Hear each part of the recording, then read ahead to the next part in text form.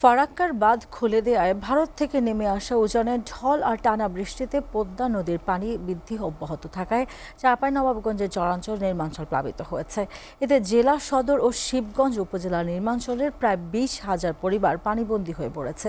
এসব এলাকায় ফসলি জমি পানির নিচে তলিয়ে গেছে। মানুষের যোগাযোগ ব্যবস্থা দুর্বল হয়ে যাওয়ায় পাশাপাশি স্বাভাবিক জীবনযাত্রাও ব্যাহত হচ্ছে। সংকট দেখা দিয়েছে পশু খাদ্য ও পানীয় জলের। আরো খবর জানাতে সরাসরি যুক্ত হচ্ছেন সহকর্মী আহসান হাবিব। আহসান, পদ্মা নদীতে পানি বৃদ্ধি কি অব্যাহত রয়েছে, আর পানিবন্দী মানুষের দুর্দশা নিয়ে বিস্তারিত জানাবেন।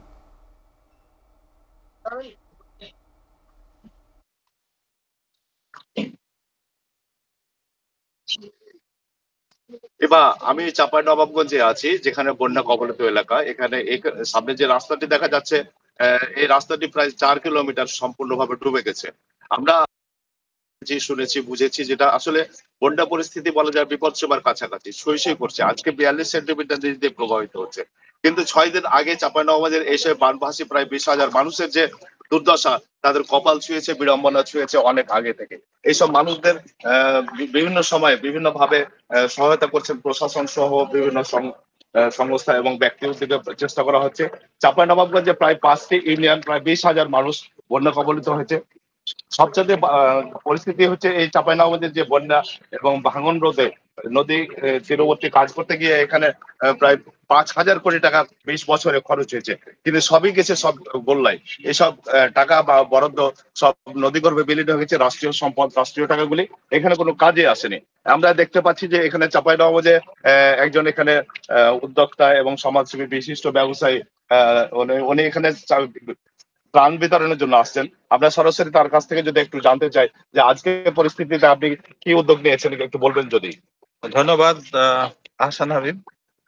আজকে আমি আমার যে এই দুর্গত এলাকা, এখানে মানুষের বিপর্যস্ত মানুষ এখানে গৃহহীন হয়ে গেছে এবং নদীতে এই সমস্ত জায়গা সমস্ত বিভিন্ন ভাবে ক্ষতিগ্রস্ত হয়েছে, ঘর বাড়ি, এবং এখানে বিভিন্ন মানুষ রোগ আক্রান্ত হয়েছে, রোগ আক্রান্ত, এবং অনেক এখানে পানির অভাব, সুপেয় পানির অভাব। তো আমি আমার ব্যক্তিগত উদ্যোগে এবং আমাদের নেতা জনাব তারেক রহমান, উনার নির্দেশে উনি সবসময় আমাদেরকে, বিএনপির যারা নেতাকর্মী আছে তাদেরকে ওনার একটা নির্দেশনা আছে যে সমস্ত দুস্থ এবং গরিব এবং যেখানে দুর্যোগ সেখানে বিএনপির কর্মীদের পৌঁছাইতে হবে মানুষের সেবায়।